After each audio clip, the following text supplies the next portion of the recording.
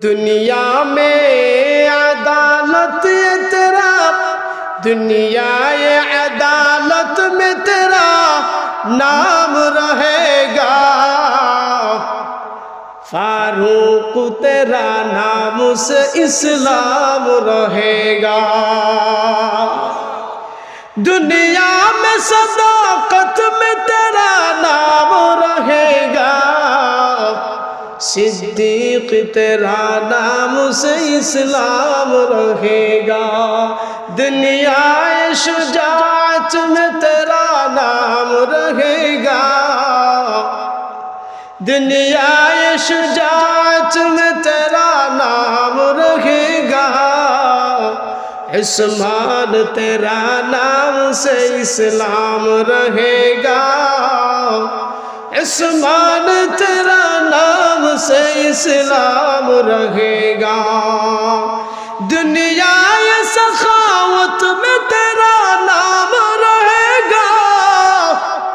दुनिया ये सखावत में तेरा नाम रहेगा। अली तेरा नाम से इस्लाम रहेगा। अली तेरा नाम से इस्लाम रहेगा। গোটা বিশ্বের মানচিত্রের দিকে তাকায় দেখুন তো, আমরা কি শান্তিতে আছি না অশান্তিতে আছি? কই পাবেন শান্তি? এজন্য বয়ান যেহেতু সংক্ষিপ্ত, আমি আপনাদেরকে একটা সঙ্গীত শোনাই। শুনতে রাজি আছে? সত্য কথার সঙ্গীত। সত্য কথা বলে যাই, মন দিয়া শোনে সবাই। এই সমাজে কোনো কাজে শান্তি বাইরে মুঠো নাই, ঠিক না?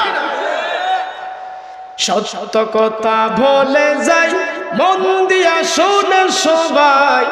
এই সমাজে কোনো কাজে শান্তি বাইরে মুঠো নাই। শান্তি মাগে নাই রে শান্তি, আরাম মাগে নাই আরাম। পিয়াজ আলুর দাম শুনিয়া জনগণের ঘুম হারাম। শান্তি ভাগে নাই রে শান্তি, আরাম মাগে নাই আরাম। দ্রব্য মূল্যের দাম শুনিয়া জনগণের ঘুম হারাম। ইনকাম আমরা ঠিকই করি, আয়ের কোনো সুযোগ নাই। এই সমাজে কোনো কাজে শান্তি বাইরে মুঠো নাই। অফিস আদালতে বাইরে ঘুষ মেনে চলে না খাম। ঘুষের টাকা পাইলে সারে বলে না সেনে উইল কাম। অফিস আদালতে বাইরে ঘুষ মেনে চলে না খাম। ঘুষের টাকা পাইলে সারে বলে না সেনে উইল কাম। ঘুষ না দিলে গরিব দুঃখীর আদালতে জায়গা নাই। এই সমাজে কোনো কাজে শান্তি বাইরে মুঠো নাই। সত্য কথা বলে যাই, মন দিয়া শোনে সবাই। এই সমাজে কোনো কাজে শান্তি বাইরে মুঠো নাই, ঠিক কিনা? ধরে গণ লক্ষ্য করে দেখুন, তাহলে বলতে পারেন হুজুর কোথায় গেলে শান্তি পাবো? আল্লাহ রব্বুল আলামিন তার কোরআন যদি আমরা মানি, কোরআন বুঝি, যেই কোরআনে কোনো ভুল নাই, যেই কোরআনের মধ্যে কোনো সন্দেহ নাই, আল্লাহ নিজেই বলছেন যালিকাল কিতাবু লা রাইবা ফীহি হুদাল লিল মুত্তাকিন।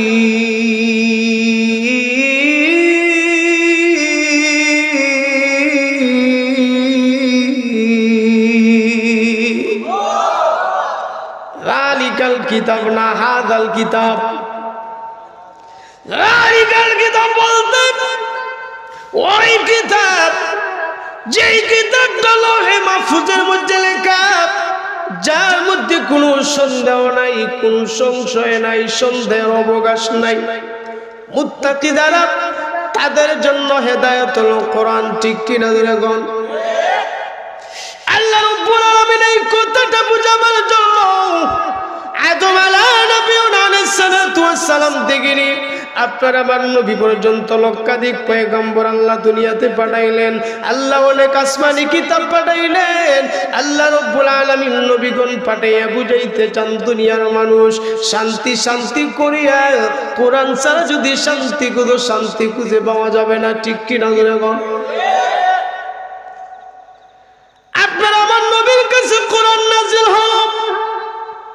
রে বন্ধু আমার বাবাজিরা গো, পর্দার অন্তরালের মা বোনেরা রে, কোনো দিকে নজর নাই। আল্লাহর নবী যখন আসলেন ওই সময় এমন একটা যুগ ছিল যেই যুগকে বলা হয় আইয়াবে জাহিলিয়াতের যুগ, মূর্খের যুগ, বর্বরতার যুগ। সেই যুগে আল্লাহর নবীকে যখন পাঠানো হলো, মানুষকে কোরআনের দাওয়াত দিলেন। মানুষ কোরআন যখন গ্রহণ করে নিল, যখন মানুষ কোরআনগুলো যারা বুঝে নিল, ওই মানুষের কারণেই আইয়ামে জাহিলিয়াতের যুগ খাইরুল কুরুন, সর্বোত্তম যুগ বলিয়া আল্লাহ রাব্বুল আলামিন এমন ভাবে ওই সমস্ত মানুষদেরকে আল্লাহ পছন্দ করে নিয়েছেন, যার কারণে ওই যুগটাকেই খাইরুল কুরুন, সর্বোত্তম যুগ বলিয়া ঘোষণা করা হয়েছে। আমাকে বিষয় দেওয়া হয়েছে শানে সাহাবা।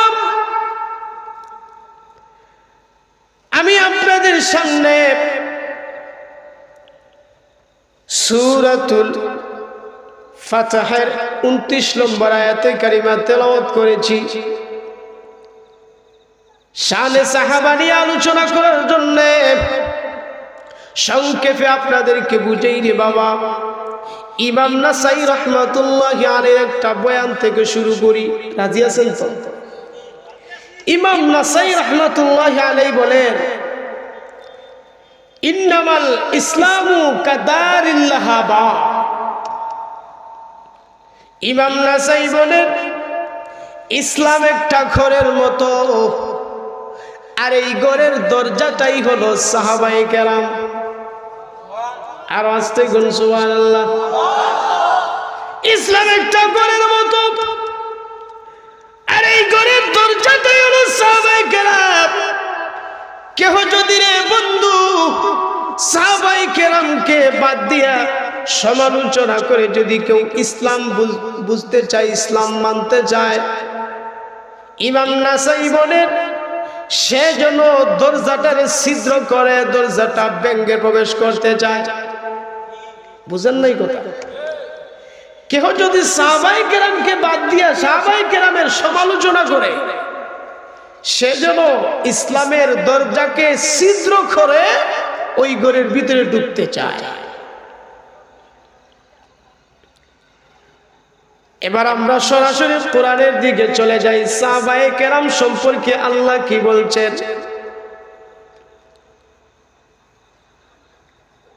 সূরা ফাতিহার 18 নম্বর আয়াতে আল্লাহ বলেন, আল্লাহ রাব্বুল আলামিন বলেন, লাকাদ রাদিয়াল্লাহু আনিল মুমিনিনা ইয ইউবাইউনাকা তাহতাশ শাজারা। আল্লাহ বলেন, আমি ওই সমস্ত মুমিনদের উপরে সন্তুষ্ট, আমি আল্লাহ খুশি যারা নবী গো আপনার হাতে হাত রেখে গাছের নিচে যারা বায়াত গ্রহণ করেছিল। সুবহানাল্লাহর আওয়াজ নাই? হুদাইবিয়া নামক একটা সন্ধি হয়েছে। হুজুর ওই গাছের নিচে যে সমস্ত সাহাবায়ে কেরাম আপনার হাতে হাত থেকে বায়াত গ্রহণ করেছিল, আমি আল্লাহ ওই সমস্ত সাহাবায়ে কেরামদের প্রতি সন্তুষ্ট। আল্লাহ এরপরে বলেন, আমি ওই সমস্ত ঈমানদারের ভিতরের খবর জেনে নিলাম। ফালিমা মা ফি কুলুবিহিম ফাআনজালাস সাকিনাতা আলাইহিম। ওই সমস্ত সাহাবায়ে কেরামদের উপরে আসমান থেকে শান্তি বর্ষিত হোক। আল্লাহ নিজে বললেন ওয়া আসাবাহুম ফাতহান করিবা।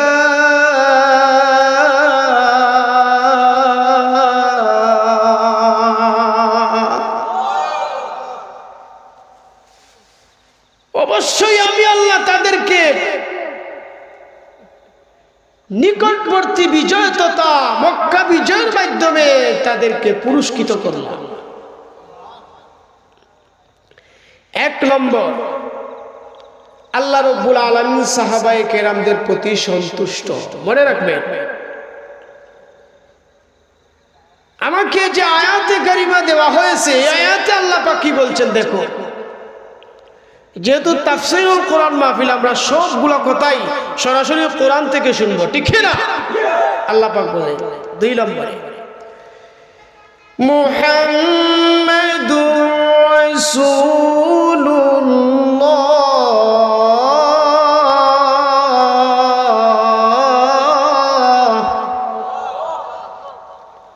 ওয়াল্লাযীনা মা'হু আশিদ্দাউ আলাল কুফফার।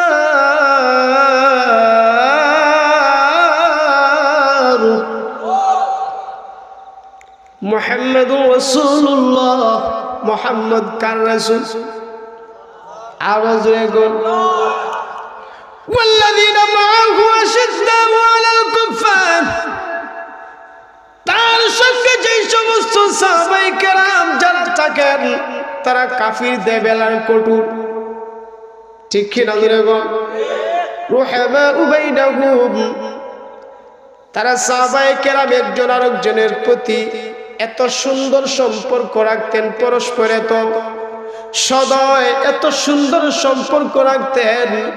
তাদের প্রশংসা করে আল্লাহ কোরআনে আয়াত নাযিল করেছেন।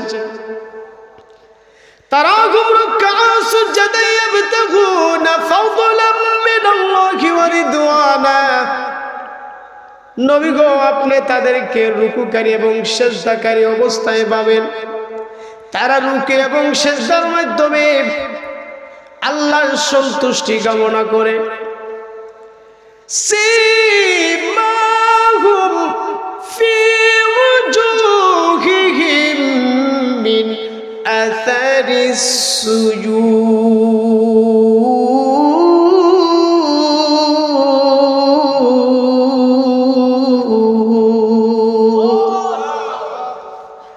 তাদের আলামত হলো যে তাদের কপালে সিজদার চিহ্ন পাওয়া যাবে। সুবহানাল্লাহ বলবেন না? 1 নম্বরে সাহাবায়ে কেরামদের প্রতি সন্তুষ্ট কে? 2 নম্বর আয়াতে বলা হয়েছে যে সাহাবায়ে কেরামদের প্রশংসা করেছেন কে?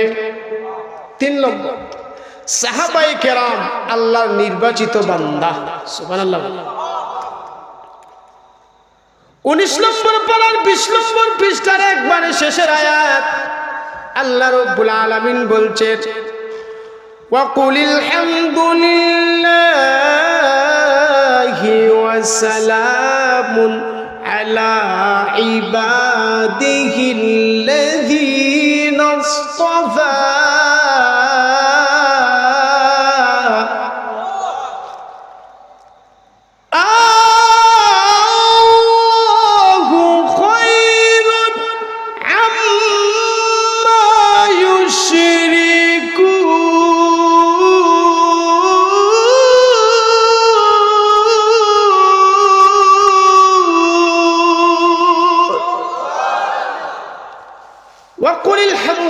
নবী আপনি বলে দিন সমস্ত প্রশংসা কার। ওয়া সালামুন আলা ইবাদিহিল্লাযীনা ইসতাফা, শান্তি বর্ষিত হোক ওই সমস্ত বান্দাদের উপর যাদেরকে আমি আল্লাহ নির্বাচিত করেছি। সুফিয়ান সাউরি রাহমাতুল্লাহি আলাইহি বলেন, তাফসীর ইবনে কাসিরের মধ্যে 3 নম্বর খণ্ড 503 নম্বর পৃষ্ঠা, আল্লাহ রাব্বুল আলামিন নির্বাচিত বান্দা বলে আসহাবু মুহাম্মাদিন সাল্লাল্লাহু আলাইহি ওয়াসাল্লাম, আল্লাহর নবীর সাহাবীগণ আল্লাহ রাব্বুল আলামিন বুঝায় দিয়েছেন, জোরে কোন সুবহানাল্লাহ। 3 নম্বরে সাহাবায়ে কেরাম আল্লাহর নির্বাচিত বান্দা। 4র্থ নম্বর হলো আমরা সবাই শেষ নবীর উম্মত, আমাদের চাইতে শ্রেষ্ঠ উম্মত আর কোন নবীর উম্মত নাই, ঠিক কি না জোরে গো? এই উম্মতের মধ্যে মুহাম্মদ সাল্লাল্লাহু আলাইহি ওয়াসাল্লামের উম্মতের মধ্যে শ্রেষ্ঠ উম্মত সাহাবায়ে কেরাম। দলিল কি হুজুর? আল্লাহ নিজেই বলছেন, কুনতুম খায়রা উম্মাতিন উখরিজাত লিন-নাস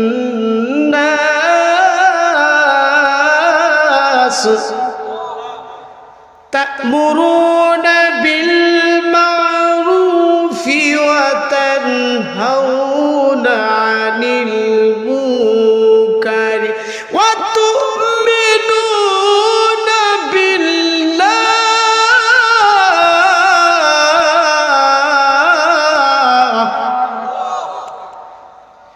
হে মুহাম্মদ সাল্লাল্লাহু আলাইহি ওয়াসাল্লামের উম্মতেরা, তোমরাই হলে শ্রেষ্ঠ উম্মত। তোমাদেরকে মানুষের কল্যাণের জন্য বের করা হয়েছে। তা'মুরুনা বিল মা'রুফি, তোমরা মানুষদেরকে সৎ কাজের আদেশ করবে। ওয়া তানহাউনা আনিল মুনকার, তোমরা মানুষকে অসৎ কাজ থেকে নিষেধ করবে। ওয়া তু'মিনুনা বিল্লাহ, অবশ্যই তোমরা আল্লাহ তাআলার উপর দৃঢ় বিশ্বাসী, ঠিক কি না জোরে বলেন? তাহলে সাহাবায়ে কেরাম উম্মতের মধ্যে শ্রেষ্ঠ, এই ঘোষণা কার? 1 নম্বরে সাহাবায়ে কেরামদের প্রতি সন্তুষ্ট কে? 2 নম্বরে সাহাবায়ে কেরামদের প্রশংসা করে কোরআনের আয়াত নাযিল করেছেন কে? 3 নম্বরে সাহাবায়ে কেরাম আল্লাহর নির্বাচিত বান্দা, এই কথাও কোরআনে বলেছেন কে? 4 নম্বরে সাহাবায়ে কেরাম শ্রেষ্ঠ উম্মত, উম্মতের মধ্যে শ্রেষ্ঠ, এই কথাও কোরআনে আছে না নাই?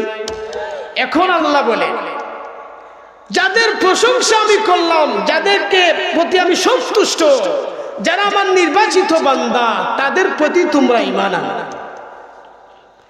তাদের মতোই তোমরা ঈমান আনো যেভাবে ঈমান এনেছে মানুষেরা। এই কথাও আল্লাহ কোরআনে বলছেন।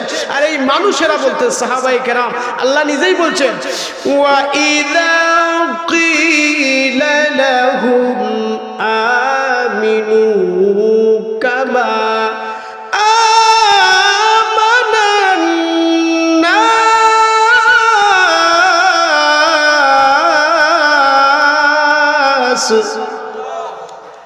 আল্লাহ বলেন, ঈমান আনো ওই সমস্ত মানুষদের মতো,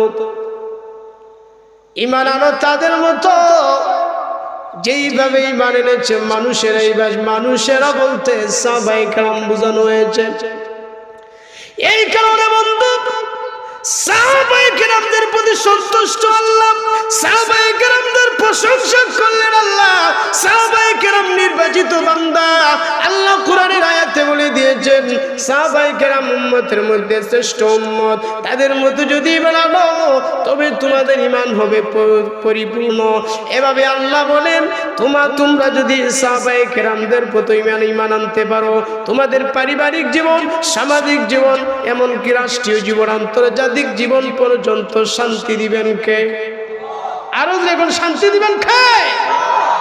আমরা তো শান্তি খুঁজি, আমরা কোরআন থেকে অনেক দূরে, ঠিক না? এই কারণে সময় যেহেতু সংক্ষিপ্ত, আমি শেষ করে দিব এই ঘটনা বলেই। খলিফাতুল মুসলিমিন উমর রাদিয়াল্লাহু তাআলার নাম শুনছেন? শুনেন নাই? মাহাসিন ইসলাম, ইসলামের সৌন্দর্য, ইসলামের সৌন্দর্য। সাহাবায়ে কেরামকে আল্লাহর নবী এমন শিক্ষা দিয়েছেন, নবী বলেন, আনা মুআল্লিমুন, আমি শিক্ষক হয়ে আসছি। আমার সাহাবায়ে কেরামকে যে শিক্ষা আমি দিয়েছি, তারা এমন ভাবে ইমানকে তাজা করছে, নবীর চরিত্র, নবীকে দেখা যেভাবে কাফির মুসলমান হয়ে গেছে, নবীর সাহাবীর চরিত্র দেখাও অনেক কাফির মুসলমান হয়ে গেছে। পারস্যের এক যুবক খলিফাতুল মুসলিমিন উমর রাদিয়াল্লাহু তাআলা আনহু শাসন আমলে দরা খাইছে, দইরা না হলো। শায়েখ আশরাফ আলী থানভী রাহমাতুল্লাহ আলাইহি বয়ান সংকলনের একটি কিতাব, যে কিতাবের অনুবাদ করেছেন কিশোরগঞ্জের আথার আলী রহমতুল্লাহি আলাইহি। সেই কিতাবের মধ্যে মাহাসিন ইসলাম, সেই কিতাবের মধ্যে ঘটনা আনছেন যে পারস্যের যুবক যখন ধরা খাইল তখন তাকে খলিফাতুল মুসলিমিন উমর রাদিয়াল্লাহু তাআলা আনহু দাওয়াতে ইসলাম দিলেন। ইসলাম কবুল করো। সে বলে যে আমি পারস্য সম্রাটের ঘরে জন্মাইছি, ইসলাম কবুল করব না। তুমি উমর আমারে কি করবা কইরা লাও। নাউজুবিল্লাহ বলবেন না। উগ্র মিজাজি ত্রাস সন্ত্রাস মার্কা যারা, একজনের কারণে 10 জনের সুখের শান্তির সংসার যারা ভেঙ্গে ফেলে, ত্রাস মার্কা যারা, সন্ত্রাস যারা, জঙ্গি, এদেরকে ধরে ধরে ফাঁসি দেওয়ার দরকার, ঠিক না? তো খলিফাতুল মুসলিম উমর বললেন এটা তো ত্রাস সন্ত্রাস মার্কা, এটারে ফাঁসি দেওয়ার দরকার। খলিফাতুল মুসলিমিন উমর রাদিয়াল্লাহু তাআলা আনহু মুখে মুখে তর্ক, আবার ওনারে বলে বৃদ্ধা আঙ্গুল দেখায়া বলে তুমি আমারে কি কর, আমি পারস্য সম্রাটের ঘরে জন্মাইছি, ইসলাম কবুল করব না। তিনি বলেন ইসলাম যদি কবুল করো না তাহলে মুসলমানদের শহরে থাকতে হলে মুসলমানদেরকে টেস্ট দিয়া টাকা লাগবে, ঠিক না? সে বলে আমি পারস্যের সম্রাটের ঘরে জন্মাইছি, সারা জীবন ট্যাক্স আদায় করছি, আর তুমি বুঝি আমার কাছ থেকে ট্যাক্স চাও?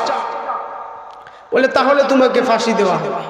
করে আপনার যা মন চায় তাই করে। ঘোষণা দেওয়া হলো জঙ্গি ধরে ধরে কিন্তু ফাঁসি দেওয়া জায়েজ আছে, ঠিক না? যারা জঙ্গি, উগ্র মিজাজি, একজনের কারণে এলাকার শান্তি নষ্ট হয়ে যায়, এদেরকে সরকার ফাঁসি দেওয়া জায়েজ, ঠিক না? তো তিনি বলেন এত উগ্র মিজাজি রে, এরা ফাঁসি দেওয়ার দরকার। আগামীকালকের ফাঁসি রায় হয়ে গেছে। আমার বন্ধু, হে আসলামাবাদ গ্রামের সকল যুবক ভাই, কোন দিকে নজর নাই গো, ভালো করে কান মন দিয়ে শোনো। খলিফাতুল মুসলিমিন ওমর রাদিয়াল্লাহু তাআলা আনহু ঘোষণা দিয়ে দিলেন আমাকে আগামীকাল ফাঁসি হয়ে যাবে, যুবককে ফাঁসি দেওয়া হবে। খলিফাতুল মুসলিমিন ওমর রাদিয়াল্লাহু তাআলা আনহু যুবকের কাছে গিয়া বললেন, যুবক রে, তোমার কি মরার আগে কোনো ইচ্ছা আসেনি? তোমার কোনো চাওয়া পাওয়া আসেনি? আগামীকাল তোমাকে ফাঁসি দেওয়া হবে, এই জন্য তোমার কাছে এসেছি, তোমার কোনো চাওয়া পাওয়া আসেনি? যুবক ডাক দিয়া বলে, খলিফাতুল মুসলিমিন আমার কোনো কিছু চাওয়া নাই, তবে যদি তোমার কাছে চাই পাবো কিনা সন্দেহ আছে। কি চাও একটু বলে দেখো না, আমার যদি সাহায্য থাকে অবশ্যই আমি তোমাকে দিয়ে দিব। ডাক দিয়া বলে, উমর আমার এক গ্লাস পানি খাইতে মন চায়, তুমি আমারে পানি খাওয়াই বাড়ি। খলিফাতুল মুসলিমিন উমর বললেন, ইজি কাবার, এক গ্লাস পানি চাইছো, কোনো অসুবিধা নাই, পানি দেওয়া হবে। খলিফাতুল মুসলিমিন উমর রাদিয়াল্লাহু তাআলা পানির গ্লাস দিয়ে ওই যুবকের সামনে যখন রাখলেন, ডাক দিয়া বললেন, যুবক তুমি না পানি চাইছিলা, তোমার মরার আগে ইচ্ছা ছিল এক গ্লাস পানি খাইতা, পানি খেয়ে নাও। যুবকটা ডাক দিয়ে বলে, খলিফা গো, না আমি পানি খাবো না। এনে খাবেন না? তোমার যে উগ্র মিজাজ, তুমি যে মিজাজি উমর, তোমার যে বদ খাসলত, কেমনে তোমার সামনে আমি পানি পান করি? এখনো খলিফার সামনে খারাপ আচরণ করতেছে। খলিফা তোমার যে উগ্র মিজাজ, যেইভাবে আমার সাথে কথাবার্তা বলছো, আমার ফাঁসির রায় দিয়ে দিছো, তোমার সামনে তো পানি খাওয়া যাবে না। বলে কেন? বলে আগে তুমি ওইভাবে বলো যে এই গ্লাসের পানি যতক্ষণ পান না করা হবে তোমার গলা কাটা হবে না। এইভাবে যদি না বলা হয় আমি পানি খাবো না। মনে রাখবেন, খলিফাতুল মুসলিমিন ওমর রাদিয়াল্লাহু তাআলা আনহুকে শয়তানও কোনোদিন ধোঁকা দিতে পারে নাই, কিন্তু হ্যাঁ ধোঁকা দিছে। তিনি বললেন ঠিক আছে, তুমি এই গ্লাসের পানি পান না করা পর্যন্ত তোমার গলা কাটা হবে না। এই কথা বলতেই পানিটা মাটিতে ফেলে দিল। বলে মাটিতে ফেলে দেওয়া হয়, তাহলে এবার মাটি থেকে তুললে দাও আমি খাই। বুঝেন নাই কথা? মাটিতে যখন ফেলে দিছে আর কি মাটি থেকে তোলা যাবে?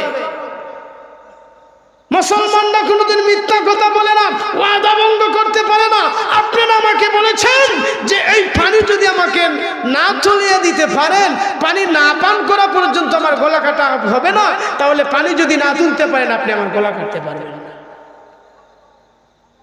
খলিফাতুল মুসলিমিন তো ফাইসা গেছে। এবার তিনি রাজ্য বলেন মাহাসিনে ইসলাম, ইসলামের সৌন্দর্য, ইসলামের সৌন্দর্য তাকে আমি কথা দিয়েছি পানি পান না করা পর্যন্ত গলা কাটা হবে না। যাও যুবক, তোমাকে মাফ করে দিলাম। যুবক চলে গেল। এবার কিছুদিন যাইতেই রে বন্ধু আবার খলিফাতুল মুসলিম উমরের সামনে গিয়া তরতর করে কাঁপতেছে, আর চোখের কোণে দিয়া পানি পড়ে। ডাক যা বলে হুজুর, সারা জীবন আমি মানুষের কাছে আপনার প্রশংসা শুনেছি, আপনাকে কোনোদিন দেখি নাই। ডাক দিয়ে বলেন খলিফাতুল মুসলিম রাদিয়াল্লাহু তাআলা আনহু, ওগো আল্লাহর নবীর সাহাবী, আপনি হলেন অর্ধেক জানের খলিফা। আপনার চরিত্র কেমন ছিল এইটা পরীক্ষা করার জন্য এই পর্যন্ত আমি এই নাটকটা করলাম। ডাক দিয়ে বলেন খলিফাতুল মুসলিমিন, এতক্ষণ আপনি আমাকে তরবারি দিয়ে আঘাত করার জন্য আমাকে যেইভাবে হুমকি দিয়েছেন আমি কিন্তু একটু ভয় পাই নাই, কিন্তু রে উমর তোমার হুমকি দুমকিতে আমি কিন্তু কষ্ট পাই নাই। যখন তোমার তরবারির ছুরির এই ধার দিয়ে আমাকে কোনো আঘাত করলেও আমি কষ্ট পাইতাম না। যখন তোমার চরিত্রের ধার দেখলাম আমি অটোমেটিকভাবে আমি আশ্চর্য হয়ে গেলাম। যদি মুহাম্মদ সাল্লাল্লাহু আলাইহি ওয়াসাল্লামের সাহাবীগণের যদি এমন সুন্দর চরিত্র হয়, না জানি মুহাম্মদুর রাসূলুল্লাহ সাল্লাল্লাহু আলাইহি ওয়াসাল্লামের চরিত্র কেমন ছিল রে উমর। রে উমর, তোমার চরিত্র যদি এত সুন্দর হয়, মাহাসিনে ইসলাম, ইসলামের সৌন্দর্য, পানিটা ফেলে দেওয়া মাত্রই মাটির মধ্যে তোমার চরিত্রের একটা ধার দেখলাম। তরবারি নয়, তোমার চরিত্রের ধার দেখিয়া আমি আজকে পারস্য সম্রাটের ছেলে তোমার কাছে আসিয়া নির্দ্বিধায় আমি বলে দিলাম যে কলিমার চাইতে উত্তম বাক্য পৃথিবীতে আর কোনো কিছু হইতে পারে না। ইসলামের চাইতে সুন্দর ধর্ম আসমানের নিচে জমিনের উপর আর একটা হতে পারে না। আর দেরি করবেন না রে উমর, এক্ষুনি আমাকে কালিমা পড়ে মুসলমান বানায়া দাও। এই লক্ষ্য করে দেখুন, আল্লাহ নবীর চেহারা মুবারক দেখিয়া চরিত্র দেখিয়া কাফেররা মুসলমান হয়েছিল, ঠিক কিনা ধরে গন? নবীর সাহাবী উনি ওমর রাদিয়াল্লাহু তাআলা আনহু, এই জন্য তো তিনি এমন ভাবে ন্যায় বিচারক ছিলেন, এমন সুন্দর আদালত ছিল তার, ফাঁসির রায় হয়ে গেছে। কিন্তু কথা দিয়েছিলেন, এই কথা দেওয়া কথা রক্ষার কারণে ওই যুবকটাকে ফাঁসি দিলেন না। এই জন্য তো কবি বলে দুনিয়া মে আদালত তেরা, দুনিয়ায়ে আদালত মে তেরা নাম रहेगा, फारूक तेरा नाम से इस्लाम रहेगा। दुनिया में सदाकत में तेरा नाम रहेगा, सिद्दीक तेरा नाम से इस्लाम रहेगा। दुनिया शुजाअत में तेरा नाम रहेगा, दुनिया शुजाअत में तेरा नाम रहेगा। इस्मान तेरा नाम से इस्लाम रहेगा, इस्मान तेरा नाम से इस्लाम रहेगा। दुनिया ये सखावत में तेरा नाम रहेगा, दुनिया ये सखावत में तेरा नाम रहेगा। अली तेरा नाम से इस्लाम रहेगा, अली तेरा नाम से इस्लाम रहेगा। ज़ोरे बोली मरहबा, आरो ज़ोरे बोली मरहबा। লক্ষ্য করে দেখুন, কোরআন থেকে আমরা আলোচনা শুনছিলাম। আল্লাহ রাব্বুল আলামিন সাহাবায়ে কেরামদের প্রতি সন্তুষ্ট। 2 নম্বরে সাহাবায়ে কেরামদের প্রশংসা করেছেন আল্লাহ। সাহাবায়ে কেরাম আল্লাহ তাআলার নির্বাচিত বান্দা, উম্মতের মধ্যে শ্রেষ্ঠ। আল্লাহ রাব্বুল আলামিন এই কথাও ঘোষণা দিয়েছেন, ঈমান আনো তাদের মতো যেইভাবে ঈমান এনেছিলেন সাহাবায়ে কেরাম। শুধু তাই নয়, আল্লাহর নবী বিশ্ব নবী রাহমাতুল লিল আলামিন বলেন যে এই সাহাবায়ে কেরাম আমার উম্মতের জন্য নিরাপত্তা স্বরূপ। সুবহানাল্লাহ। عن أبي بردة رضي الله تعالى عنه عن أبي بردة رضي الله تعالى عنه তিনি ওনার আব্বা থেকে বর্ণনা করেন। ওনার আব্বা বলেছেন, আল্লাহর নবী বিশ্ব নবী রাহমাতুল লিল আলামিনের সাথে আমরা সালাতুল মাগরিবের নামাজ আদায় করলাম। কি নামাজ? আপনার কি ভালো লাগতেছে? বিষয় ভিত্তিক আলোচনা তো বাইরে যাওয়া যাবে না, ঠিক না? এর ভিতরেই থাকতে হবে। আমরা নবীর সাথে সালাতুল মাগরিবের নামাজ আদায় করলাম। এবার আমরা সাহাবায়ে কেরাম বসিয়া পরামর্শ করলাম, আল্লাহর নবীর সাথে যদি এশার নামাজ পর্যন্ত আমরা বসে থাকতাম। সাহাবায়ে কেরাম বসিয়া রইলেন। আল্লাহর নবী যখন বাইর হয়ে যাইবেন এমন সময় দেখলেন সাহাবায়ে কেরাম বসা, ডাক দিয়া বললেন, মা জিলতুম হাহুনা, তোমরা কি এখনো যাও নাই? তোমরা কেন এখন পর্যন্ত বসে আছো? কতক্ষণ পর্যন্ত? সাল্লাইনা মাকাল মাগরিব ইয়া রাসূলুল্লাহ, মাগরিবের নামাজ আদায় করে আমরা বসে রইলাম। আমরা ইচ্ছা করলাম আপনার সাথে যেন এশার নামাজ আদায় করে আমরা বাসায় ফিরবো। এরকম হইতে পারে কি পারে না? আল্লাহর নবী বললেন, তোমরা ভালো কাজ করেছো। এই কথা বলি আল্লাহর নবী আসমানের দিকে মাথা উঠাইলেন। সাহাবায়ে কেরাম বলে প্রায় সময় আল্লাহর নবী আকাশের দিকে মাথা উঠাইতেন। আপনারাও পারলে অনেক সময় আকাশের দিকে মাথা উঠাইবেন, কিন্তু গ্রামগঞ্জে যে কোনো সময় মাথা উঠাইলে অসুবিধা নাই। শহরে যদি মাথা উঠান ছাদের উপরে উঠাইবেন, আর যদি রাস্তার মোড়ে গিয়ে শহরে মাথা উঠান আপনি উঠাইলে দেখবেন আরো 4-5টা ছায়া রয়েছে। কথা বুঝেন না? এই জন্য শহরে উপরের দিকে মাথা উঠাইলে ছাদে গিয়ে মাথা উঠাইবেন। গ্রামগঞ্জে হাটে গাছে মাঠে অসুবিধা নাই। নবীজি আকাশের দিকে মাথা উঠাইয়া যা বললেন, ওই যে সাহাবায়ে কেরাম, ওই যে আকাশের দিকে তারকা, ওই তারকা হলো আসমানের জন্য নিরাপত্তা। তারকা যেদিন বিলীন হয়ে যাবে, তারকা যেদিন ধ্বংস হয়ে যাবে, ওই দিন আসমান থাকবে না। কিয়ামতের দিকে ইশারা করলেন, তারকা যেদিন থাকবে না আসমানও থাকবে না, দুনিয়া ধ্বংস হয়ে যাবে। আল্লাহর নবী এর পরে বললেন, রে আমার সাহাবায়ে কেরাম, আমি বিশ্ব নবী রাহমাতুল লিল আলামিন, আমিও আমার সাহাবায়ে কেরামদের জন্য নিরাপত্তা। আমি যেদিন চলে যাব, ফাইদা যাহাবতু, আমি যেদিন চলে যাব ওই দিন আমার সাহাবায়ে কেরামদের প্রতি আযাব নাযিল হয়ে যাবে, গজব নাযিল হয়ে যাবে। আমার সাহাবায়ে কেরাম তাদের উপরে বিপদ আপদ আসবে। যেমনি ভাবে তারকা আসমানের জন্য নিরাপত্তা, আমি বিশ্বনবী আমার সাহাবায়ে কেরামদের জন্য নিরাপত্তা। আমি যদি চলে যাই আমার সাহাবায়ে কেরামদের উপরে বিপদ আসবে। শুধু তা না, আল্লাহর নবী বলেন আমার সাহাবীরা হলো আমার নবীর উম্মতের জন্য নিরাপত্তা। বুঝেন নাই কথা? আসমানের জন্য নিরাপত্তা তারকা, সাহাবায়ে কেরামদের জন্য নিরাপত্তা নবীজি, আর সাহাবায়ে কেরাম হলো আমাদের জন্য নিরাপত্তা।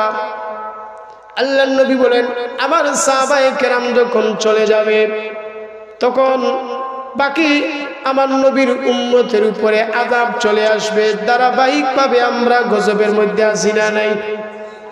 আরো জোরে গণ। তাহলে বোঝা গেল সাহাবায়ে কেরাম উম্মতের জন্য নিরাপত্তা কে বলেছেন? আল্লাহর নবী।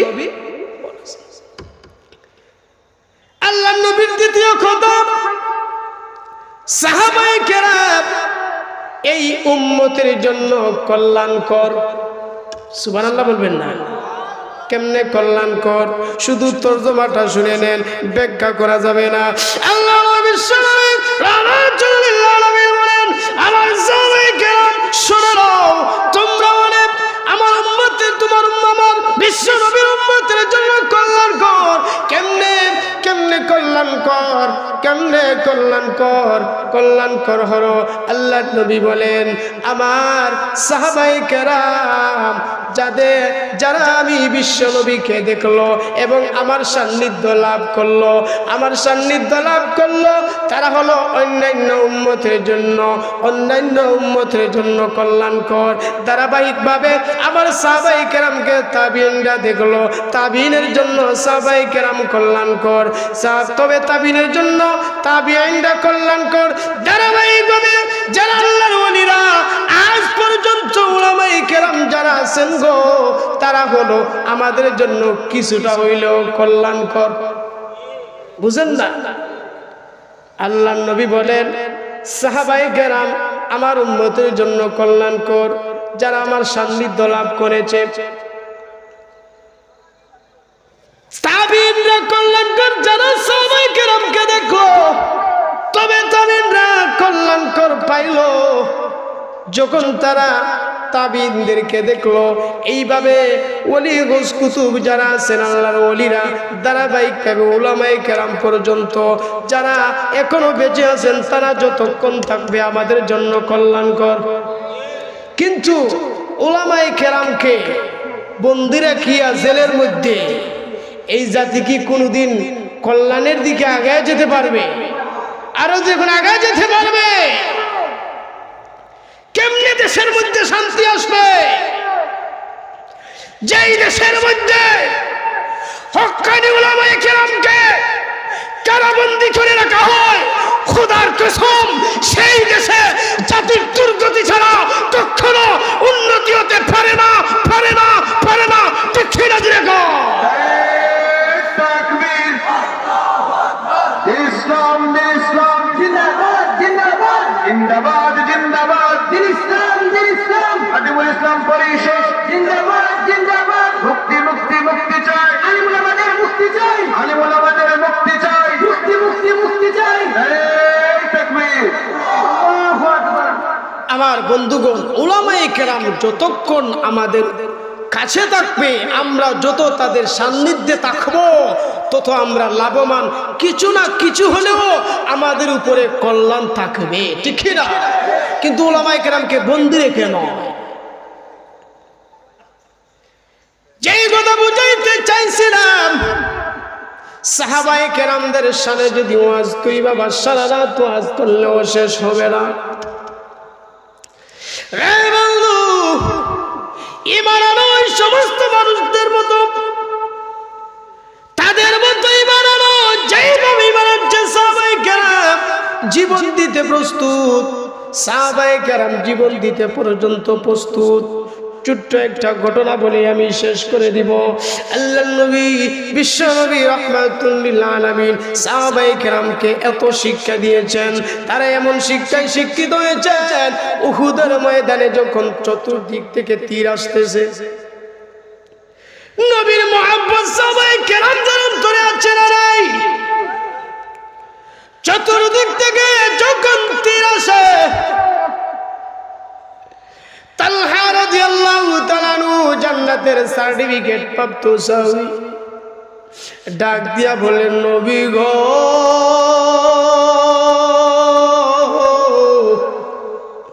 আপনি মাথা উঠাবেন না গো নবী, চতুর্দিক থেকে তীর আসতেছে। ইয়া রাসূলুল্লাহ, সমস্ত তীর আমার পেট আপনার জন্য ডাল স্বরূপ বানিয়ে দিলাম, তীরগুলা যত আসুক হুজুর আমার সিনার সাথে আপনার সিনাটা লাগাই দেন। নবী গো, যত তীর আসে রাখবো আপনার শরীর মুবারকে লাগতে দিব না গো নবী। যেই শরীরের মধ্যে মশা মাছি বলে হারা মশা আরাম ছিল রে বাবা, নবী রক্তাক্ত হয়েছেন, নবীজি দান মুবারক দুইটা দাঁত পর্যন্ত পড়ে গেল, লোহা এমন পর্যন্ত মাথার ভিতরে ঢুকে গেছে, মাথার হাড় ব্যাগ করে একেবারে ভিতরে ঢুকে পড়ে গেছে রে বাবা। নবী আমার অজ্ঞান হয়ে গেলেন। তালহা রাদিয়াল্লাহু তাআলা আনহু যখন দেখেন চতুর্দিক থেকে তীর আসতেছে, নবীকে সিনার সাথে সিনা লাগাইয়া চাপ ধরিয়া এইভাবে জড়াইয়া বলে, ইয়া রাসূলুল্লাহ, যত তীর আসুক আমার পেটের মধ্যে পড়বে, আমার জীবন চলে যাবে, তবুও একটু তীরের আঘাত আমার নবীর গায়ে লাগতে দেব না।